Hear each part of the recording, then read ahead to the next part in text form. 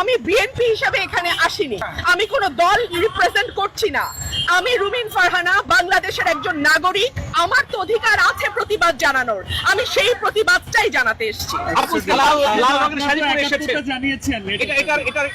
লাল রক্তের রং, লাল প্রতিবাদের রং, লাল আন্দোলনের রং, লাল বিক্ষোভের রং, এবং আমার সন্তানের রক্ত ঝরেছে, আমার সন্তানরা রক্তাক্ত হয়েছে, তাদের সাথে সংহতি জানিয়ে আমি লাল করেছি। সরকার বলছে তাদের কোটা আন্দোলন দাবি মেনে নেওয়া হয়েছে, তারপরও তারা কেন আন্দোলনে? এটা সরকারকে বুঝতে হবে, গত 17 বছর তারা যে অত্যাচারের স্টিম রোলার চালিয়েছে, বাংলাদেশের মানুষকে একটা সেকেন্ড ক্লাস সিটিজেন বানিয়ে রেখেছে, দেশটাকে তার নিজের বাপের দেশ বানিয়েছে।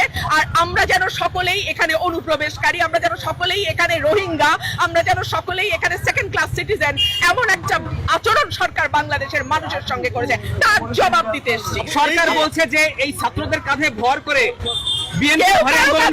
বাংলাদেশের মানুষ আজকে একদিকে, কোন দল, কোন গোষ্ঠী, কোন ব্যক্তি না। আমি বারবার বলছি, বাংলাদেশের 17 কোটি মানুষ।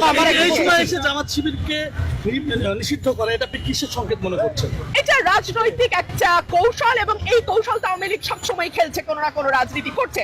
এত বছর ধরে তারা জামাতকে নিষিদ্ধ করেনি, এই প্রশ্ন তো সুশীল সমাজ তুলেছে যে কেন করা হচ্ছে না। তখন তারা বলেছে এটা আদালতের বিষয়।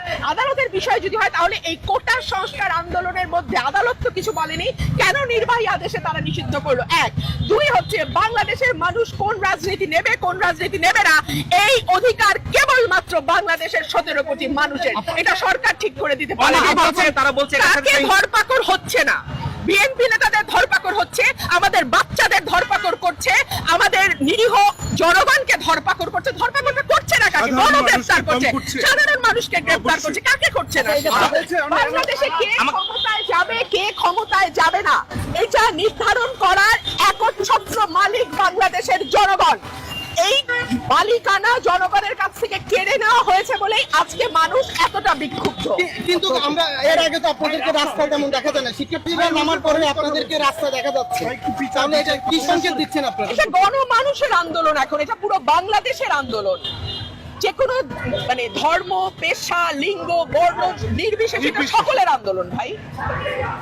সরকার বলছে যে এই যে মেট্রো রেল ভাঙার পেছনে জামাত শিবির এবং বিএনপির হাত আছে, এটা নিয়ে কি বলতে চান? এটা খুবই ক্লিশে কথা, এগুলো মানুষের বিশ্বাস করে না।